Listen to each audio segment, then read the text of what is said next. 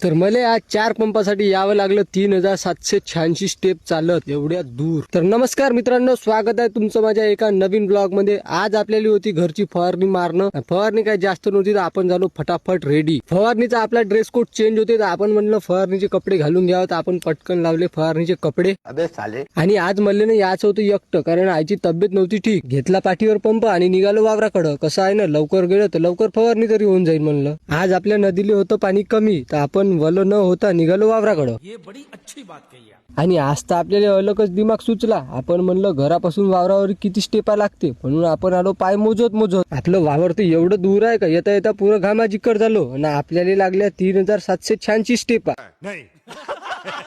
आणि ही आहे आपली पराठी। सांगा बरं कमेंट मध्ये कशी आहे तर। मला तर हिशोबानं थोडी लहान आहे, पण सांगा तुम्ही कशी आहे तर। आता आपण लागलो फवारणीचा पंप भराले। मी तर नुसतं पाणीच टाकत होतो, मग आठवलं का मला औषध पण टाकायचं आहे। आपल्याला मारायची होती कचऱ्यावरची फवारणी। कसं आहे ना, साला कचऱ्याला थोडी चान्स दिला का असा वाढते का काही विचारायचं नाव नाही। पण टाकलं रुलाव। फवारणी मारायच्या पहिले म्हणलं 2 घूट पाणी पिऊन घ्यावं आणि लागावं जोरदार फवारणीच्या कामात। पाठीवर पंप द्यायला कोणीच नव्हतं, तर पंप ठेवला ड्रामावर न घेतला मग पाठीवर पंप घेतला तर खूप तावानं, पण एवढ्या दिवसाचं मारल्यानंतर असा जडजड वाटे पंप काही विचारू नका। काही वेळातच झाली आपली फवारणी मारून, आणि फवारणी मारून असं थकलं होतं, म्हणलं थोडी बैठक घेऊन घ्यावं।